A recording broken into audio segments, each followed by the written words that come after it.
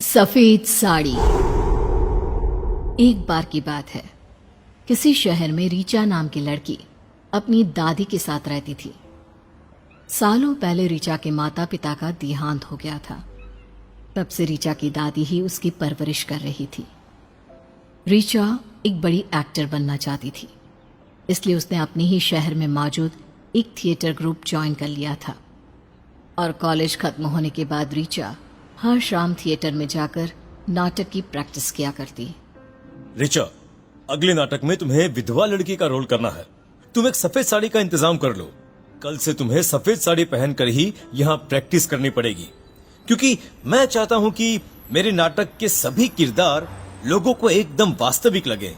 फिर अगले दिन रीचा अपने घर के पास ही एक कपड़े की दुकान में सफेद साड़ी खरीदने पहुंच जाती है, लेकिन उसे वहां सफेद साड़ी नहीं मिलती। परेशान रीचा मार्केट में आगे बढ़ने लगती है। तभी उसकी नजर फुटपाथ पर कुछ पुराने कपड़े लेकर बैठे एक आदमी पर पड़ती है, जिसके पास एक सफेद साड़ी भी होती है। सफेद साड़ी देखकर रीचा खुश हो जाती है और फौरन उस आदमी को पैसे देकर उससे साड़ी खरीद लेती है। थैंक गॉड ये सफेद साड़ी मिल गई, नहीं तो इतना अच्छा रोल मेरे हाथ से ही निकल जाता। उसी शाम रीचा सफेद साड़ी पहनकर थिएटर में प्रैक्टिस करने पहुंच जाती है। प्रैक्टिस खत्म होने के बाद, रीचा चल, आज मैं तुझे अपनी गाड़ी में घर छोड़ देती हूँ। रीचा अचानक शालिनी की ओर घूर कर देखने लगती है। मुझे किसी की मदद की जरूरत नहीं है, जा यहाँ से तू। अरे तुझे मेरे साथ नहीं आना तो मत आ, लेकिन इस तरह घूर कर मुझे डरा क्यों रही है? पता नहीं तेरे दिमाग में क्या चलता रहता है। देखते ही देखते सभी लोग अपने अपने रास्ते चले जाते हैं। उधर रीचा घर जाने के बजाय पैदल चलते हुए एक इमली के पेड़ के पास पहुंचती है और उसके ऊपर चढ़कर बैठ जाती है और डरावनी आवाज में गाना गाना शुरू कर देती है। दुनिया बनाने वाले क्या तेरे मन में समाई, काहे को तूने दुनिया बनाई। थोड़ी देर के बाद करण और विजय नाम के दो लड़के मोटरसाइकिल पर सवार उस इमली के पेड़ के नीचे आकर रुकते हैं। अरे ले भाई, हम अपने अड्डे पर आ गए। चल चल चल चल, जल्दी से दारू की बोतल निकाल। पिछले एक हफ्ते से मैंने दारू नहीं पी, बहुत अजीब सा लग रहा है। अरे हाँ भाई, मेरा भी यही हाल है। चल, आज हम सारी कसर पूरी कर लेंगे। अब वो दोनों वही पेड़ के नीचे जमीन पर बैठकर शराब पीने लगते हैं। तभी पेड़ पर बैठी रीचा एकदम से कूदकर उन दोनों के सामने आ जाती है। अचानक सफेद साड़ी में रीचा को अपने सामने देखकर करण और विजय के होश उड़ जाते हैं। अरे ये क्या, ये लड़की कहाँ से आ गई? अरे कौन है तू? इतनी जल्दी भूल गया है मुझे? ठहरो, अभी पता लग जाएगा मैं कौन हूँ। बेकार की बकवास मत कर। देख, हमारा पार्टी टाइम है, तो हमें डिस्टर्ब मत कर। चल जा यहाँ से, निकल। लेकिन रीचा अपनी जगह से टस से मस नहीं होती। ये देख उन दोनों को बहुत गुस्सा आता है और वो दोनों अपने बैग से चाकू निकालकर रीचा को डराना शुरू कर देते हैं। देख, मैं तुझे आखिरी बार समझा रहा हूँ, यहाँ से चली जा, वरना तेरा अंजाम बहुत बुरा होगा। तू हमें नहीं जानती, हम दोनों बहुत खतरनाक हैं। विजय ये बोल ही रहा होता है कि तभी रीचा उसे पकड़कर हवा में उठा लेती है और पूरी ताकत से जमीन पर पड़े पत्थर के ऊपर पटक देती है। अरे हाय हाय हाय हाय, अरे मर गया रे। अरे अरे कोई बचाओ मुझे, बचाओ। विजय का सर पूरी तरह फट चुका था। खून से लथपथ विजय को तड़पते देख करण के डर से होश उड़ जाते हैं। तभी रीचा बड़ी बेरहमी से विजय का सीना चीरकर उसका दिल बाहर निकाल देती है। अरे अरे ये तूने क्या किया? मेरे दोस्त को मार डाला। हाँ, मार दिया। और अब तेरी बारी। क्या हुआ? आज मुझे देखकर तेरे पसीने छूट रहे हैं? पीछे क्यों हट रहा है? मेरे पास आ।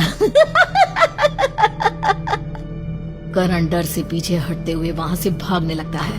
अरे नहीं नहीं नहीं नहीं, मुझे कुछ मत करना। अरे कोई बचाओ मुझे, बचाओ बचाओ। एक तरफ करण वहां से भाग खड़ा होता है तो दूसरी तरफ विजय मर चुका होता है, जिसके बाद ऋचा वापस लौट जाती है। अगली सुबह इमली के पेड़ के नीचे विजय की लाश मिलने से पूरे इलाके में दहशत फैल जाती है। बहन, ये हमारे इलाके में क्या हो रहा है? इमली के पेड़ के नीचे उस लड़की की लाश बहुत ही डरावनी हालत में मिली है। लोग कहते हैं कि उसे मार कर उसका दिल निकाल लिया गया है। लगता है कोई खतरनाक हत्यारा हमारे इलाके में आ गया है। मुझे तो घर से निकलने में भी बहुत डर लगता है। क्या बताऊं, मैं भी इसी दहशत में हूँ। इसी तरह चारों तरफ विजय के खून की चर्चा होने लगती है और सभी लोग हत्यारे को पकड़ने के लिए पुलिस वालों पर दबाव डालने लगते हैं। उधर करण घबराहट के मारे औने पौने दाम में अपना घर बेचकर शहर से भागने की कोशिश करने लगता है। शाम को थिएटर में प्रैक्टिस खत्म होने के बाद ऋचा अकेले ही वहां से निकल जाती है। उधर करण अपना बैग लेकर स्टेशन की ओर जा रहा था।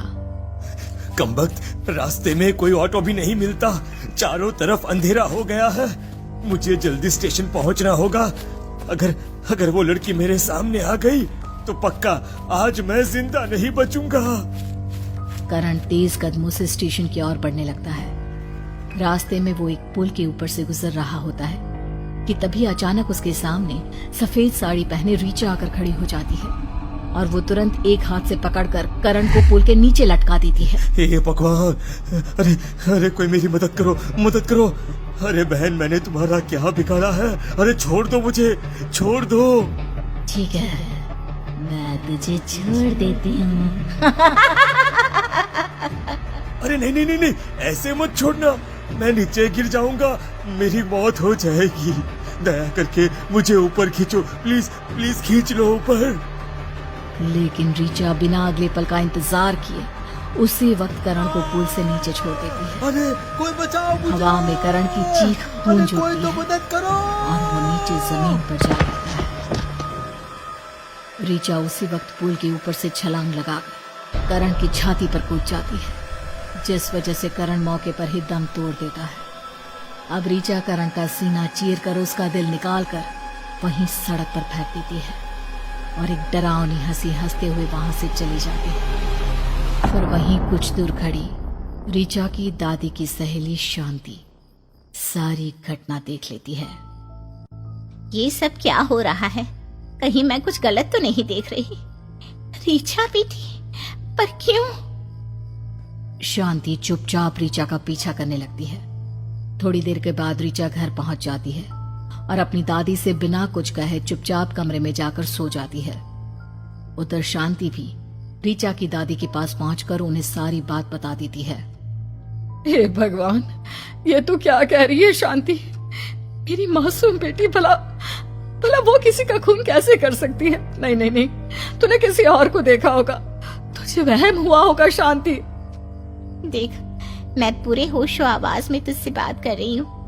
तेरी पोती ने ही दोनों खून किए हैं, लेकिन मेरी समझ में एक बात नहीं आ रही कि आखिर रीचा ने उन दोनों लड़कों को क्यों मारा। तेरी बातें सुनकर मेरे तो हाथ पैर ठंडे पड़ गए हैं। मेरा तो दिमाग ही काम नहीं कर रहा। आखिर मेरी इतनी मासूम और सीधी बेटी ऐसा कैसे कर सकती है?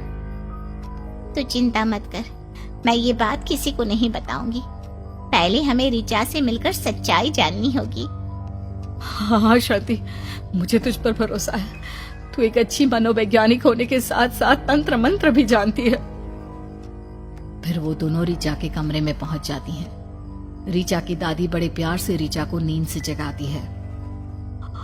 क्या हुआ दादी, आप दोनों मेरे कमरे में? सब ठीक तो है ना?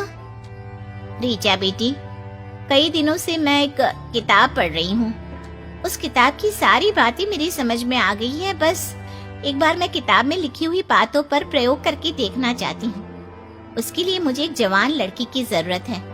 क्या तुम मेरे प्रयोग में मेरी मदद करोगी? शांति दादी, इसमें कौन सी बड़ी बात है, कर दूंगी मदद। पर क्या आप इसी वक्त प्रयोग करना चाहती हो? हाँ बेटी, दरअसल ना वो प्रयोग रात में ही किया जा सकता है। ठीक है, कोई बात नहीं, मैं तैयार हूँ। बताइए क्या करना है। उसके बाद शांति रीचा को अपने सामने बिठाकर उससे बातें करने लगती है उससे अलग अलग सवाल करने लगती है।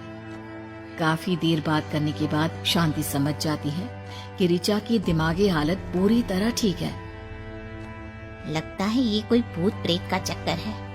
अब मुझे दूसरा तरीका अपनाना पड़ेगा। अब शांति ऋचा की आंखों में देखकर तरह तरह के मंत्र पढ़ने लगती है कि तभी अचानक एक जोरदार आवाज के साथ ऋचा के कमरे की खिड़की खुल जाती है और अचानक ऋचा के हाव भाव पूरी तरह बदल जाते हैं। मेरा शक बिल्कुल सही था। आत्मा ऋचा के शरीर में आ चुकी है। सुन आत्मा, कौन है तू और इस मासूम लड़की के जरिए तू लोगों का खून क्यों कर रही है? अब ऋचा की आंखें बिल्कुल लाल हो जाती हैं। उसके बाल खुलकर हवा में उड़ने लगते हैं और वो भी अचानक हवा में उड़ने लगती है। मेरा नाम चांदनी है। अपने पति की मौत के बाद मैं किसी तरह लोगों के कपड़े सिलकर अपना गुजारा कर रही थी, लेकिन एक शाम जब मैं घर वापस आ रही थी तो रास्ते में 3 शराबियों ने मुझे घेर लिया और मेरे साथ जबरदस्ती की और सब कुछ करने के बाद उन्होंने मुझे मारकर वही जमीन में दफना दिया। मेरी मौत के बारे में किसी को कुछ पता नहीं चला। उधर मेरी गैर हाजिर में मेरी पड़ोसन मेरे घर से मेरा सारा सामान चुरा कर ले गए। उसने पुराने सामान के साथ साथ मेरी सफेद साड़ी भी फुटपाथ पर दुकान लगाने वाले आदमी को बेच दी। जब ऋचा ने मेरी सफेद साड़ी खरीद कर पहनी तो मैं आसानी से उसके शरीर में प्रवेश कर गई और मैंने उन दोनों लड़कों का खात्मा कर दिया। देखो, भगवान के मंत्रों का आह्वान करके मैं तुम्हें हुक्म देती हूँ, तुम इसी वक्त ऋचा का शरीर छोड़कर यहाँ से बहुत दूर चली जाओ, वरना तुम अच्छी तरह जानती हो मंत्रों की शक्ति से हमेशा के लिए तुम्हारा खात्मा किया जा सकता है। इस तरह शांति के डराने पर चांदनी की आत्मा ऋचा का शरीर छोड़कर चली जाती है। उसके बाद शांति उस सफेद साड़ी को बाहर कचरे के ढेर में फेंक देती है। उस दिन के बाद से ऋचा तो ठीक हो जाती है, पर साड़ी अभी भी वहीं होती है, जो कुछ दिनों बाद कचरा चुनती एक भिखारन के हाथ लग जाती है, जो तुरंत उसे उठाकर अपने शरीर पर ओढ़ लेती है। तो मर गए, लेकिन उनका तीसरा साथी अभी भी जिंदा है।